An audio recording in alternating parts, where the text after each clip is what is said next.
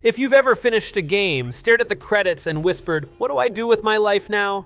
This list is for you. These are 15 flawless, brain-melting, joy-injecting games from the last 2 years that made us question reality, forget our responsibilities, and emotionally bond with fictional raccoons, ghosts, and occasionally sentient crabs. So, let's jump right in. If you've ever wanted to feel like a furious monkey with a staff and a deep emotional arc, Black Myth, Wukong is your banana-scented dream come true. Imagine if Elden Ring, Kung Fu Panda, and a Chinese history teacher all walked into a bar and made a baby. That's this game. The combat is so crisp, I started yelling, "Huh," every time I dodged, and now my neighbors think I'm in a Shaolin training arc. One boss fight had me sweating like I was trying to convince airport security that I wasn't smuggling snacks. The world, gorgeous. Like I paused the game just to weep at the lighting, gorgeous. And don't even get me started on the transformations. 1 second you're a furry legend, the next you're a fire-breathing insect or something that looks like it eats gods for brunch. If this isn't a 10-10, then I'm a dishwasher pretending to be human.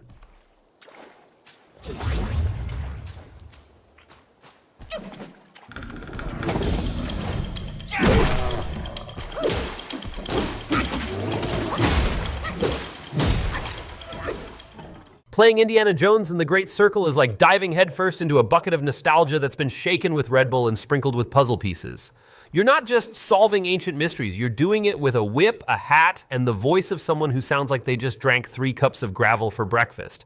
There's this one sequence where you're running from a boulder and I swear I spilled my drink, paused the game, and updated my will. Every temple feels like a death trap, engineered by someone who really hates tourists. And when Indy throws that punch, oh boy, it feels like a sock full of ancient sass. Also, the facial animations are so good, I started wondering if my own face even works properly. 10-10 would whip Nazis again.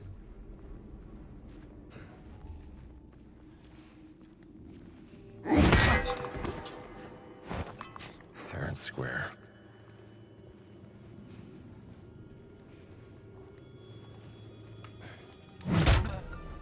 Playing the Silent Hill 2 remake is like willingly crawling into your own anxiety and politely asking it to punch you in the heart. It's atmospheric horror with the emotional baggage of 47 therapy sessions. The fog is so thick, I started coughing in real life. Pyramid Head? Still terrifying, now with extra glisten on his abs. The town itself feels like it was designed by someone who once lost their sanity in IKEA. You open a door expecting a living room and end up in a blood-soaked nightmare with a radio screaming Morse code death threats.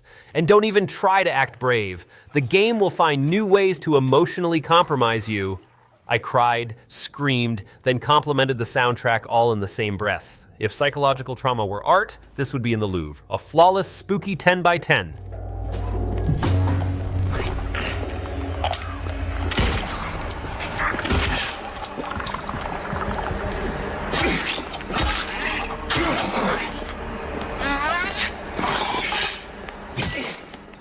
Final Fantasy VII Rebirth is basically a playable fever dream where swords are comically large, hair defies gravity, and friendship somehow saves the world again. You'll spend half your time battling existential threats, and the other half petting chocobos like they're emotional support llamas. The graphics are so good I tried to sniff the flowers in Aerith's garden through my screen. The combat is fast, fluid, and so flashy that my TV almost filed a restraining order. And Sephiroth? That man is 30% villainy and 70% conditioner. There's so much emotional depth here that I had to take a break to process my feelings, a word I didn't expect to associate with a guy named Cloud. Also, the mini-games? Chaotic perfection. It's like they made an epic JRPG and then said, yeah, but what if we added dance battles and Mughal fashion shows?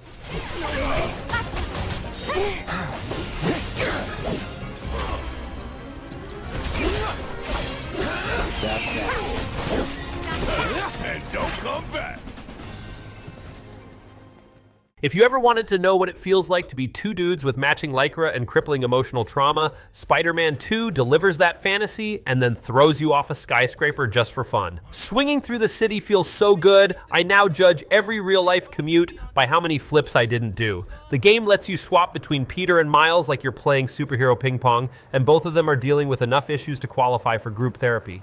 Venom's in here too, and he's basically a walking metaphor for every bad decision I've ever made, but also hotter. Anyway, the boss fights are explosive, the side quests are actually worth doing, looking at you, help me find my stolen pigeons. And the emotional moments hit like Aunt May's ghost with a frying pan. 10/10 would get bit by a radioactive spider again. The only one. Sandman just puked out some new friends. What the? He can do that? Apparently. Need you now. Mr. Parker, I'm sorry, who's this? Principal Evans. Of course. Resident Evil 4 Remake is what happens when Capcom says, let's take your childhood trauma and make it even prettier. Leon's back, still rocking that dumb middle part haircut like he's fronting a 2005 boy band, and somehow he's cooler than ever. The villagers are more violent, the chainsaw guy has unionized, and Ashley still yells, Leon, like she's trying to summon him with voice commands. But the gameplay? Smooth like zombie butter. I threw grenades, roundhouse kicked grandpas, and shot glowing red weak spots like I was cleaning up the world's worst laser tag arena. The remake adds so much polish, I slipped on it emotionally. Every boss fight is like getting yelled at by a demonic version of your in-laws. 10/10, because nothing says survival horror like fending off a possessed cult with a pistol in pure sarcasm. Sorry, didn't realize it was yours. I am flattered. I'm a one-lady type of guy.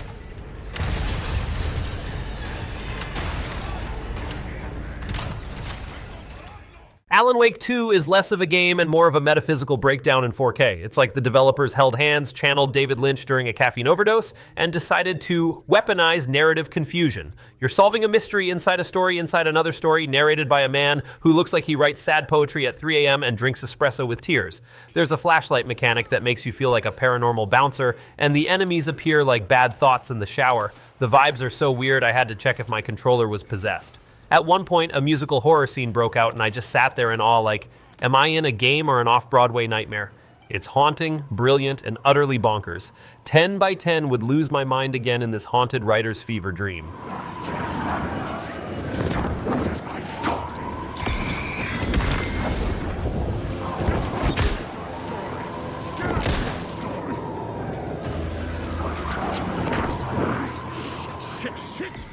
Star Wars Jedi Survivor lets you play as Cal Kestis, a man who's basically Force-sensitive parkour Jesus with a tragic backstory and amazing hair volume. This time around, the game says, what if we gave you more planets, more moves, and also emotional pain? The combat is smoother than a Jedi mind trick on a first date, and the lightsaber customization made me spend 30 minutes designing something I immediately forgot how to use. There's even a moment where you're dual-wielding sabers like a glow-stick DJ at a rave. The boss fights are sweaty-palmed chaos, the exploration is chef's kiss, and yes, BD1 still deserves his own spin-off. 1 minute you're solving ancient puzzles, next minute you're fighting space fascists with acrobatic flair. It's Star Wars with trauma, acrobatics, and a beard. 10/10, this is the way.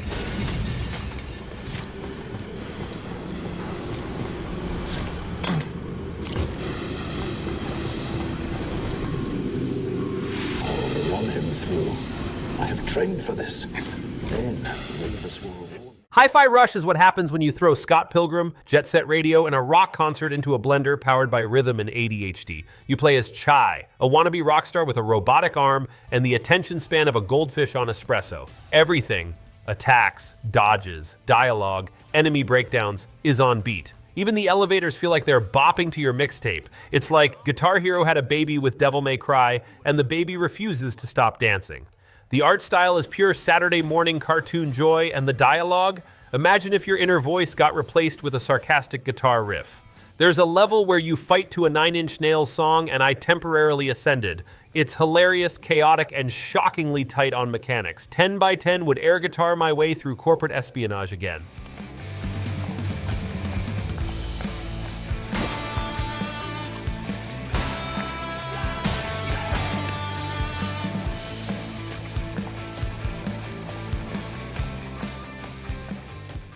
Nine Sols is what happens when Sekiro gets reincarnated in a cyberpunk Taiwanese folktale and learns philosophy. You play as a cat-like warrior named Yi who's slashing his way through a messed up world that feels equal parts Blade Runner and ancient scroll art. The parry system is so unforgiving, I started apologizing to the game every time I got hit. And the lore? Deep. Like, what if religion, science fiction, and feelings of abandonment had a group chat? The art is stunning. Like someone drew a samurai comic while going through a neon-themed existential crisis. Every boss is a poem of violence. Every enemy feels like they trained under a demonic Shaolin chef. I yelled, "Let's go," more times than my neighbors were comfortable with. It's beautiful, brutal, and bizarre. 10/10. because I like my cyberpunk cats angsty and overpowered.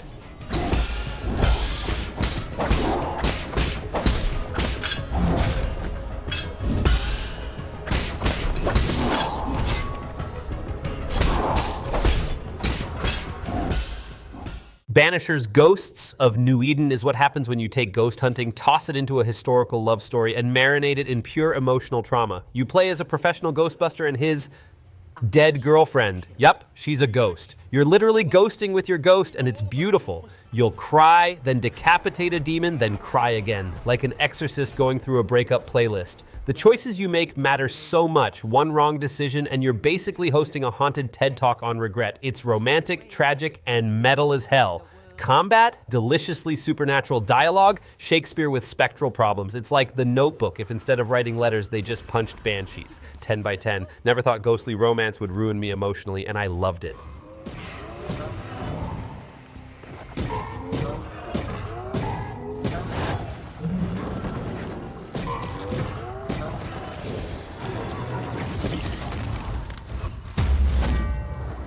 Another Crab's Treasure is a Souls-like game where you're a hermit crab in an underwater apocalypse using literal trash as armor, and it slaps harder than Poseidon on a Red Bull bender. You block attacks with soda cans, wear forks as swords, and fight mutated seafood like you're starring in The Little Mermaid, Shell Edition. Every enemy looks like it failed an audition for Finding Nemo's Goth reboot.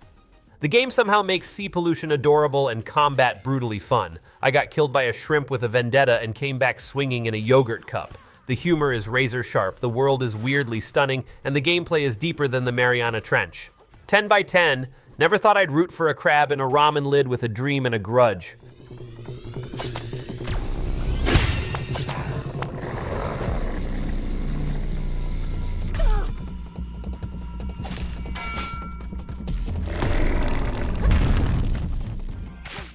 Pacific Drive is what happens when your car becomes your best friend, your therapist, and your only chance at not being turned into radioactive soup.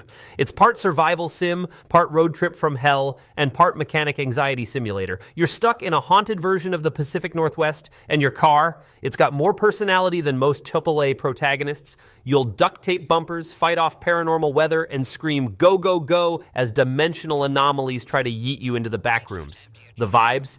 X-Files meets Top Gear. I once outran a killer fog cloud using a busted van with 3 wheels and a dream. It's weird, it's wild, and I may have kissed my car out of gratitude. 10 by 10, because nothing says love like fueling up before outrunning cosmic horror.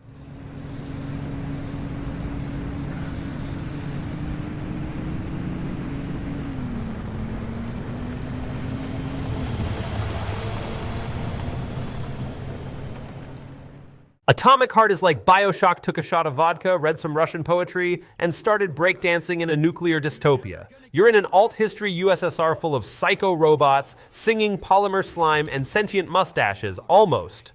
You punch, shoot, and telekinetically throw enemies like you're trying to impress a radioactive magician. The dialogue? Imagine a snarky vodka-drunk Deadpool got trapped in a philosophy class. And the world? It's like Willy Wonka designed a secret lab for Soviet androids. One moment you're fighting ballerina murder bots, the next you're listening to elevator jazz surrounded by corpses. The tone shifts so fast it gave me narrative whiplash in the best way. 10 by 10, confusing, chaotic, and weirdly beautiful, just like my search history after playing it.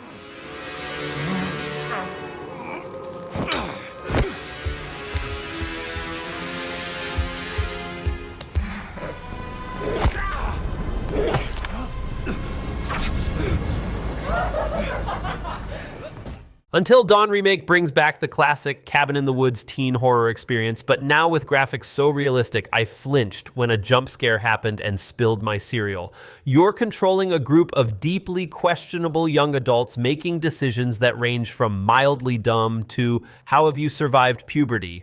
Every choice matters, like butterfly effect level matters. I killed someone because I thought pressing square would pet a dog. Nope. There's drama, betrayal, Wendigos, and enough plot twists to make M. Night Shyamalan call his agent. It's like if Scooby-Doo took a turn for the horrifying and everyone had abs. The facial animations are so lifelike I was scared of them at times. 10 by 10, never been so emotionally invested in who dies first while yelling, "Don't go in there!"